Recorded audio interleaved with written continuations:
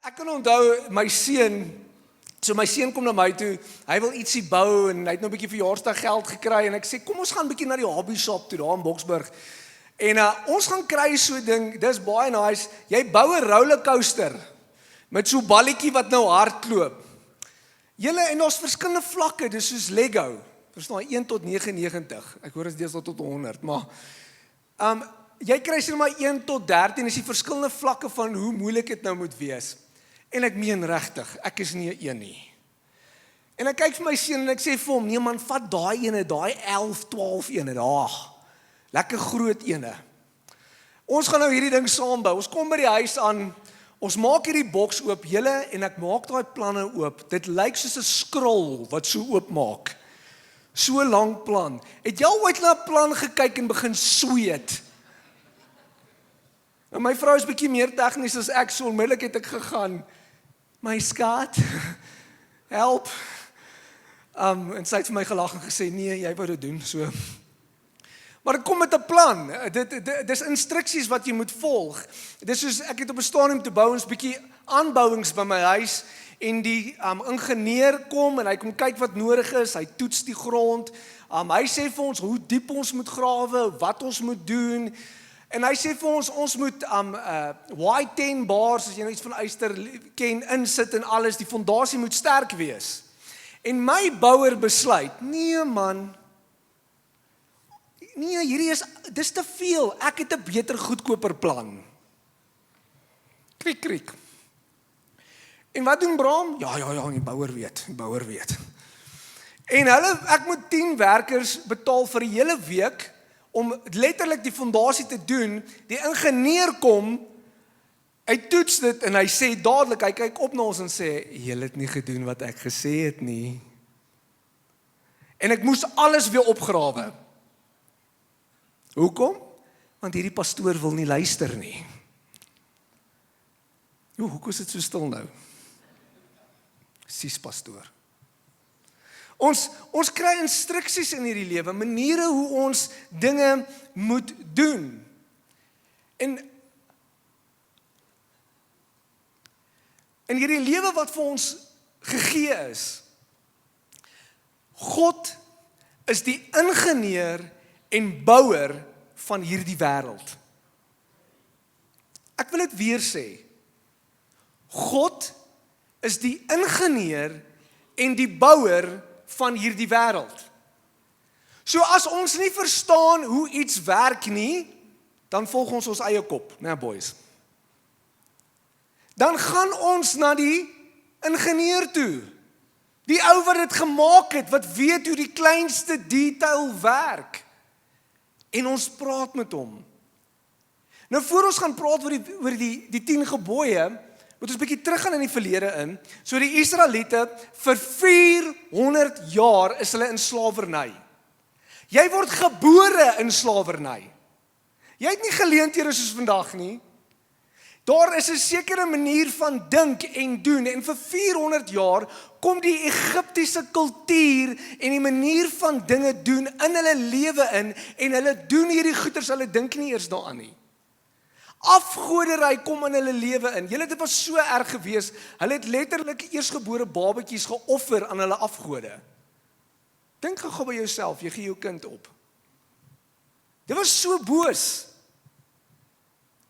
Dit was seksuele losbandigheid, dit was om vir jou buurman, jy kon moord, dit was so erg gewees, dit was deel van hulle kultuur, en hier kom God, hy sê vir hulle, nou maar, hy sê, julle gaan nou my uitgesonderde volk wees, ek gaan julle nou in die woestyn invat, voor ek julle in die beloofde land kan invat, want daar is 'n seisoen van vorming wat voor jou lê.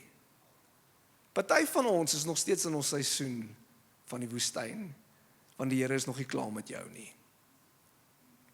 En God kom met hulle sien al die wonderwerke, net vinnig, dis eintlik 'n besoedelde kultuur.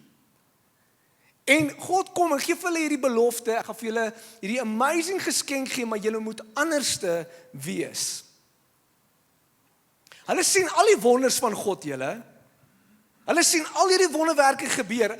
Imagine vir jouself, jy loop in die woestyn, in die aand is daar 'n vuurkolom, en die dag is daar 'n wolk wat jou lei. Hoe amazing is dit? Maar hulle is so besoedeld. Hoor hoe besoedeld is hulle. Hulle gaan op vir die 10 gebooie, Moses gaan op, hulle sien weerlig, hulle sien alles wat gebeur. Moses blyk net bietjie nie te lank weg. En wat doen hulle? Hulle gaan maak vir hulle 'n beeld, 'n afgod. Pastoor, dis verskriklik. Ons is maar nog baie soos hulle, hoor. As ons nie onmiddellik van God af hoor nie, dan gaan probeer ons op ander goed vertrou. Kom ons terug na hiernatoe. So, ons leef ongelukkig ook in 'n besoedelde kultuur. Dis LGBTQQRV, ek weet nie meer wat dit is nie, okay? Dit klomp goed. En dit kom deur in skole en ek weet nie wat alles deur, ek sien hulle bring dit saam. Ons is al so om te sê, tussen Christene, dit is al so deel van die kultuur, dis aanvaarbaar om saam te bly en nie te trou nie. Julle, dis nie wat God se woord sê nie. Kyk, in ons skole kry ons dit, maar ons moet verstaan weer eens, God is die ingenieur en hy het vir ons die plan gebring om 'n vol lewe te lewe. Glo jy vanoggend God wil 'n vol lewe vir jou hê? Glo jy dit? Ek glo dit met my hele hart. Kyk, nou hoor nou, Romeine 3 vers 19 sê die volgende een. Now we know that whatever the law says, it says to those who are under the law, so that every mouth may be silenced and the whole world, ek sê dit weer, the whole world held accountable to God. Therefore, no one will be declared righteous in God's sight by the works of the law. Rather, through the law, we become conscious of sin.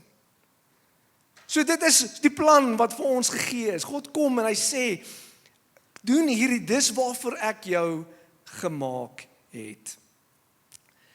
Dis nie net van om die wet te gehoorsaam nie. Nou sê baie mense, my pastoor, as ons nou weer onder die wet, moet ons nou alles, dis nou hierdie, daar's een of ander Israelitiese movement, ek weet nie wat alles nie. Dis nie wat Jesus nie. Jesus vat dit verder as dit. Hy sê, jy kan die letter van die wet nakom, maar is nie geskryf op jou hart nie. Hy vat dit nog 'n stappie verder en sê, as jy jou broer uitskel as 'n gek, dan is dit so goed soos moord. Hy vat dit nog 'n stappie verder, nie net mans nie, dames ook. As jy kyk lustfully upon another person, you have committed adultery. Het gaan nie net oor, nou dis die reëls, waar mag ek vat en nie vat nie. Nou dag sê ou ook vir my, pastoor, as ek en my girl nou alleen saam is, wat is te ver? Ken jy daai vraag? Die ons sê altyd, jy vry van hier af op. Maar ons vra eintlik die verkeerde vraag. Wat ons eintlik vir 'n persoon vra is, waarmee kan ek wegkom? Jesus het die wet gesê, daar's soveel meer, dit moet hier geskryf wees. Dit herinner my aan die verskil tussen 'n kind en 'n volwasse. 'n kind gewoonlik, wat gebeur as 'n kind stout is as hy klein is? Jy gee hom? Ek gaan dit sê. Jy gee hom pak slaag. Okay, it's amazing hoe vinnig hulle regkom. Okay, as hy iets verkeerd doen, gewoonlik tussen die ouderdom van 1 tot 12, maar ek het al agtergekom, hier van die ouderdom van 13, ek sal nooit vergeet, hier was my laaste pak slaag. Behalwe as ek nie my huiswerk gedoen het nie. Maar iets gebeur, as jy kind is, dan is jy net die hele tyd bang, jy word gestraf. Hoe ouer jy word, gaan dit nie meer oor die straf nie. Dit gaan vir jou oor jou verhouding met jou ouers. En jou verhouding met mense. Party kinders, ongelukkig, party mense as Christene is nog steeds eintlik kinders. Hulle is so bang die Here straf hulle net. We are in relationship with God. Kom op die hart. Okay? Ok, vandag vat jy net 'n kind se foon weg, dan kry jy 'n breakdown. Maar jou motivering verander. Jy het 'n ander motivering in jou lewe. Dit gaan nie net oor om die wet te gehoorsaam nie, dit gaan oor ek staan in verhouding met God. Julle, as 'n jong man verlief is, onthou julle nog 'n gevoel van verliefdheid? Onthou julle dit nog? Vir die julle wat 15 jaar al getroud is, jy moet dit nou nog hê, hoor. Maar jy onthou dit, 'n jong man sê nooit vir homself, ag julle, ek moet haar seker nou vandag weer bel, want dit is reël nommer 7. Nooit. Hoor hierdie, Romans 2 verse 15 says, they show that the requirements of the law are written on their hearts. Their consciousness also bearing witness, and their thoughts sometimes accusing them, and at other times even defending them. Mooi, né? Geskryf op die hart. Geskryf op die hart. Sê saam met my, u wet geskryf op my hart. So wanneer ons kyk na die eerste 4 wette, gaan dit altyd oor die eerste 4 gebooie, gaan oor ons verhouding met God. Ons verhouding met God. Om dit eenvoudig te stel, het God alleen lief, aanbid God reg, eer God se naam, en maak tyd met God. Jesus het dit so gesê, jy moet die Here jou God lief hê met jou hele, en met al jou verstand. Die wet van verhouding geskryf op my hart. Kom ons kyk gou daarna. Nommer 1. Jy moet God alleen lief hê. Geen ander God nie. Geen ander God nie. Wat dit ook beteken, daar is niks in hierdie wêreld wat meer jou aandag en jou liefde moet vat as God nie. Hy is eerste. Hy is nommer 1. Dit beteken, dis waar jou emosionele aandag ook moet wees. Maar hier is die ding, jou vrese wys baie keer vir jou wat vir jou belangriker is in jou lewe. Jy is stil vanoggend, julle. En ons moet so versigtig wees dat iets nie begin God se plek in ons lewe oorvat nie. Nommer 1 begin raak nie. Want dit gebeur so maklik. Selfs al moet ek dit sê, visvang. Ek laat visvang, almal weet ek al van visvanggieters, maar ek het dit so verdeer 'n goeie appel van my. Ek gaan hom nou nie expose nie. Maar hulle het die voorreg gehad om bietjie, dis foreltyd vir die wat vissermanne is. En hulle het so voorreg gehad om bietjie weg te gaan vir die naweek na 'n forelplaas toe. Julle, en as jy 'n visserman is en jy staan in die oggend oop, dan hoor jy die visse spring. En jy wil daar gaan na hulle toe. Maar hy beleef in sy hart hoe God vir hom sê, ek is nommer 1. En hy spandeer eers tyd saam met God voor hy gaan visvang. En ek weet hy het vis gevang want hy het vir my die foto's gestuur en ek het jaloers geword. Okay, daar bely ek ook. Dit gaan oor jou vrou of jou man is nie eers so belangrik soos God nie. As jou hele lewe net draai oor om jou vrou en jou man gelukkig te hou, kan dit ook 'n afgod raak. Ek het baie goeie nuus vir jou. Behalwe vir party sal dit goeie nuus wees, vir ander nie. Jy gaan nie getroud wees in die hemel nie. Jy gaan nie. Dis wat Jesus sê. So moet so versigtig wees dat dit is goed om liefde te hê, dit is goed om met die persoon te raak, maar hulle kan nie jou obsessie wees in alles waaroor jou lewe gaan nie. God kom altyd eerste. Sê saam met my, die wet geskryf op my hart. Nommer 2. Aanbid God reg. Nou, dit sê, jy mag van geen afbeelding maak op hierdie aarde of in die hemel nie. Daar's 'n lang verduideliking hierso. En vandag voel ons miskien dis nie so prominent in ons kultuur nie. Okay? Maar toe ek nou 'n bietjie oor Filippyne toe gegaan het en selfs in Indië, Koenie sal 'n bietjie vir julle sê, daar's so baie afgode wat gemaak word. Die Rooms-Katolieke het ongelukkig die fout ook gemaak. Hulle het begin beelde maak en ek het gesien hoe hulle letterlik sê, we pray to the Saint Maria. En as hulle is by die beeld, dis hierdie ding van ek gaan nou geluk kry en jy kan letterlik sien waar hulle oral aan die beeld gaan vat vir good luck. Nou sê julle vanoggend vir julleself miskien, Bram, joeg, dis erg. Ek doen nie sulke goed nie. Versigtig. Die kruis is 'n simbool van hoop. Die krag lê nie in die houtkruisie wat in jou kar hang nie. En dit gaan nou veroorsaak dat jy nie ongelukke maak nie. Dis nie 'n good luck charm nie. Die krag lê nie in daai visie wat jy op jou kar gaan plak. Die krag lê in Christus alleen.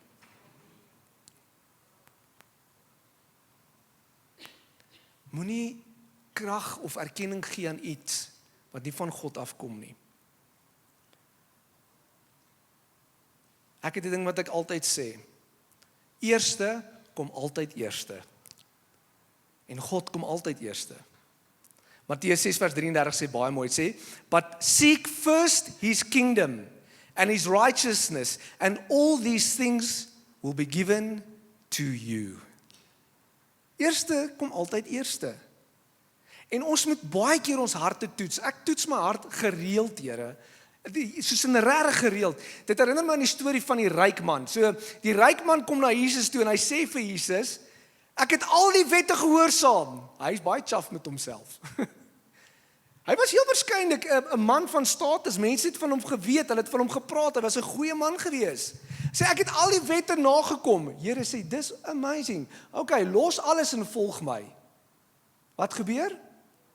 Hy stap hartseer weg want hy het baie besittings gehad. Hier's die ding, die wet was miskien geskryf, hy het die reëls gevolg, maar waar was dit nie geskryf nie?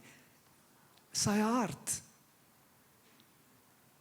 Ons kan deur emotions gaan, but it doesn't mean it's on our hearts. Sê weer saam met my, u wet geskryf op my hart. Nommer 3, eer God se naam. Jy mag die Here jou God se naam nie misbruik nie. Ja, hoekom nie? Want God se naam verteenwoordig sy karakter, sy teenwoordigheid en sy eer. En dit is vir my skokkend om te sien hoe God se naam gebruik word. Om goeie sleg te sê. Ek hoor nooit aan iemand ooit sê, o Allah nie. Of is dit net ek? God se naam kom aan eer. Wat is die eerste ding wat Jesus bid? Toe hy vir sy disippels leer hoe om te bid. Wat sê hy? Laat u naam geheilig word. Laat u koninkryk kom, soos in die hemel so ook op die aarde. Wat is die eerste ding wat Jesus sê? God se naam moet vereer word. Julle, en dit is so, ons kry baie mense wat hulle vloek en hulle gebruik God se naam eer, en ek is baie daarvoor, dat julle moet aanspreek daarvoor. Maar hier is die ander ding, in die ander kant hier aan. Jy dra God se naam. Jy is 'n verteenwoordiger van God. As jy mos met 'n persoon trou, wat gebeur? Die vrou neem die van aan.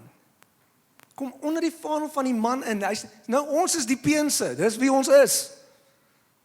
Okay? En wanneer mense na ons kyk as 'n familie, as my kind stout is, wat gebeur in die gemeente? Die pastoorkind. Julle los my kind uit asseblief. Ons verteenwoordig God. So wat sê God? Eer sy naam. Nie net dit nie. You are a representative of him. In elke gesprek wat jy het, gee hom eer. Laaste ene. Moet die Sabbatdag heilig hou. Maak tyd met God. Maak tyd met God. Julle geweet, God het rus geskep en God het gerus op die 7de dag. Julle, as God gerus is, hoeveel meer belangrik is dit vir ons nie? Okay?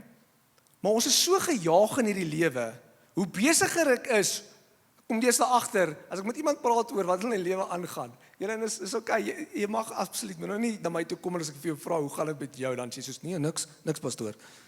Okay? Maar ek kom deesdae agter, mense, dit is asof hulle brag oor hoe besig hulle is. Want hoe besiger jy is, hoe meer belangrik voel jy.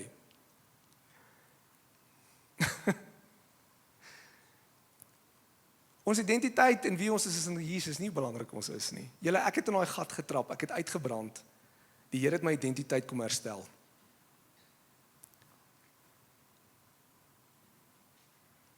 En in ons lewe is rus eintlik 'n daad van geloof. Want dit sê eintlik, as ek rus, erken ek, God hou die wêreld aan die gang, nie ek nie. Hy hou die wêreld aan die gang. En die groot ding met die Sabbat is, God wil hê, jy moet oomblikke in jou lewe hê, waar jy op hom fokus, tyd met hom maak, afsondering hê. Julle, ek sê dit weer, en ek is so gebly, baie mense het hiervoor geluister. Ek het 'n enorme probleem met skole wat aktiwiteite het op Sondag. En baie ouers het dit uit harte geneem, en hulle het begin vir die skole sê nee. Dat die skole opset, nee, maar dis ons sterkkind, ons kan nie sonder hulle nie, dis wonderlik, kies 'n ander dag. Te min almens vanoggend nou. Is dit so? Ons moet opstaan, ons moet nie toelaat dat die kultuur ons vorm nie. Ons moet so versigtig wees daarvoor. Ja, pastoor, maar jy kan nie dit sê, ons is nie onder die wet nie, dis nie wat ek sê nie. Want daar's baie mense wat aan my toe kom en sal, hulle raak baie diep, baie teologies, okay? Bram, Sondag is hierdie heidense fees wat gebring is, Saterdag is eintlik die rusdag. Okay, wonderlik, ek is net bly jy rus. Dis waar dit vir my gaan. Maar hoor wat sê die woord. Colossians 2 verse 16. Therefore, do not let anyone judge you. Ekskuus, ek het nie mooi gelees, ek lees weer.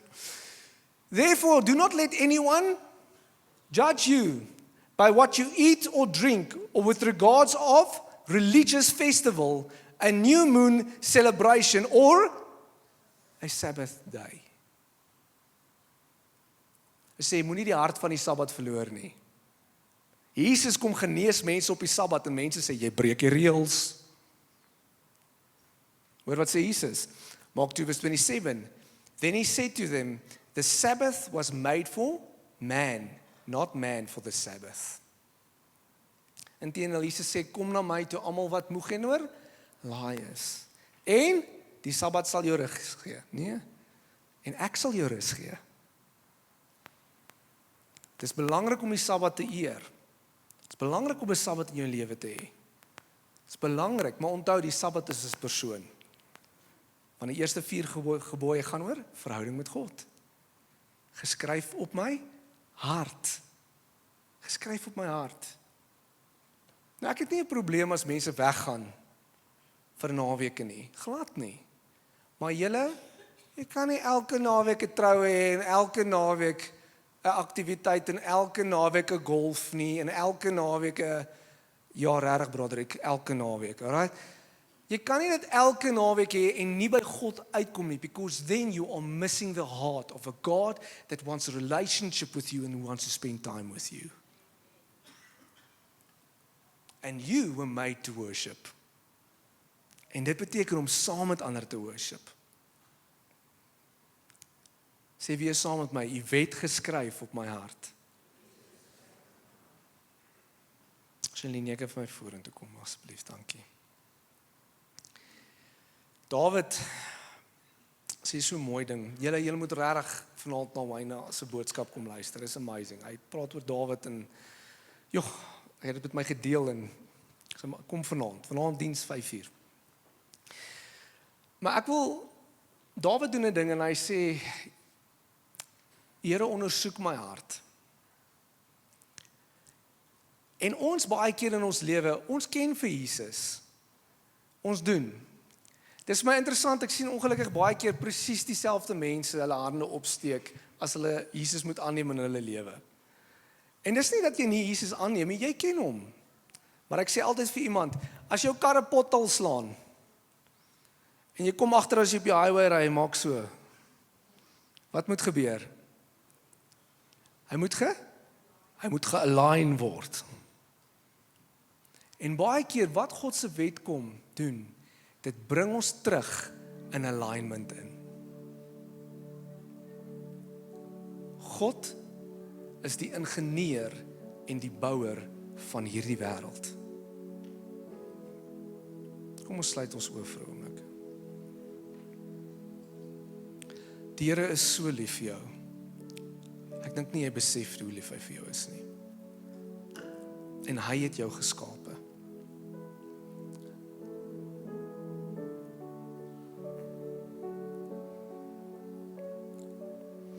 En ek voel vanoggend hoe die Heilige Gees net kom en sê, hy wil die wet kom skryf op jou hart. Jy is nie onder die wet nie, die wet maak jou net bewus, die alignment is so 'n bietjie uit.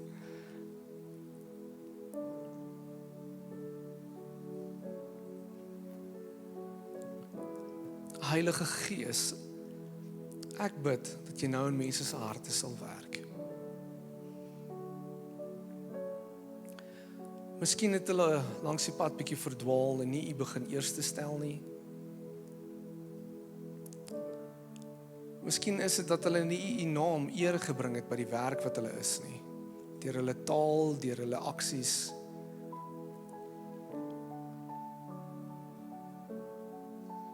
Here, ons kom vanoggend, Here, en ons sê dankie tog vir wat Christus vir ons gedoen het. En ons bring net weer ons harte in alignment met U.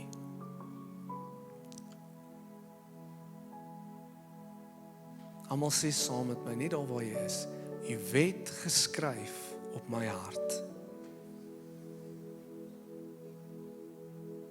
Mag God se wet geskryf wees op jou hart. Mag hy jou 'n lewe van oorvloed gee.